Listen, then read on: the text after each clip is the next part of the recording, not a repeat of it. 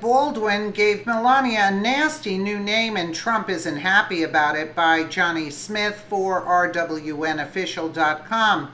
Alec Baldwin apparently had someone read to him an article that was published by the Internation Business Times, which claimed that Trump's Consumer Financial Protection Bureau chief Mick Mulvaney tried to get the bureau to back off an industry that had bankrolled his congressional bids.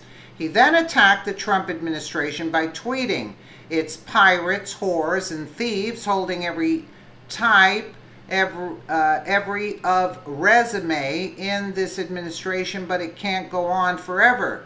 The funny thing about his tweet is that, as reported by Breitbart News, Baldwin fails to mention that Mulvaney made his request to the CFPB when he was a congressman and way before President Trump ever appointed him to head anything.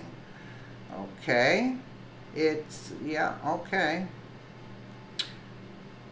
This attack comes on the day that rap artist Kanye West and Chance the Rapper set social media on fire by sticking up for President Trump in an effort to defend the rights of those who have different opinions than the liberal thought police, which has become a big issue on social media. This is not his first verbal attack. When Baldwin's daughter, Kim Basinger, was 11 years old, he called her a rude, thoughtless pig in a voicemail he left to her. Yeah, I remember that. Baldwin seems to show a pattern of disrespect, as seen here in this most recent episode via Fox News. Alec Baldwin has apologized after he used homophobic slurs to violently threaten a British reporter who said his wife, Hilaria Thomas, had tweeted about wedding presents and TV appearances during James Gandolfini's funeral on Thursday. If put my foot up your blanking butt, George Stark, but I'm sure you dig it too much, one tweet read. Wow, he's nasty.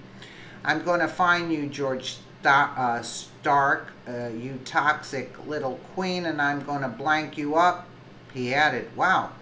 Baldwin denied Thomas had tweeted during the funeral and said the tweets were instead made after the New York City service. My wife did not use her phone in any capacity at her friend's funeral. Now blanking this Twitter, and good luck to all of you who know the truth. The 55-year-old actor's Twitter account was disabled following the rant. You wonder why. When someone tweets something at a certain time and you retweet it later, it posts the time the first person tweeted, she explained on her Twitter account later on Thursday. A rep for Baldwin also stated that Thomas did not tweet during the service. It's disgraceful that a reporter would manufacture and publish a story and not call for comment or explanation, especially when it's intended to take away attention from honoring the memory of a beloved figure like James Gandolfini. The rep stated, we missed James Gandolfini. There are multiple witnesses to the fact that Hilaria left her phone in the car and couldn't, and didn't tweet during the service.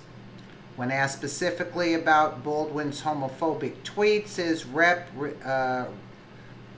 representative Fox 411, the above statement, which did not address the nature of Baldwin's rant later.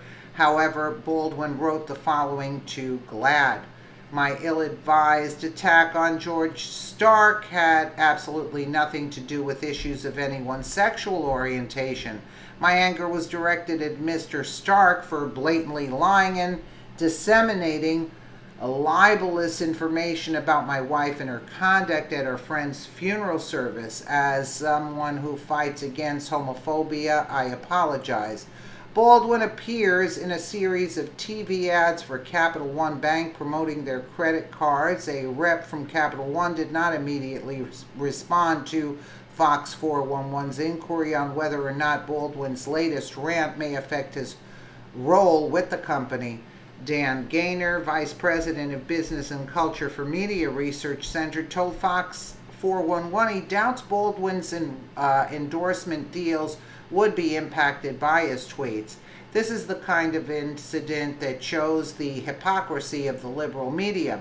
Paula Deen says something bad decades ago and has her whole career destroyed, he said. Alec Baldwin fills his career with embarrassing moments, saying awful things to his daughter, getting kicked off a plane, and now the ultimate PC sin, anti-gay comments, and his career will continue unharmed.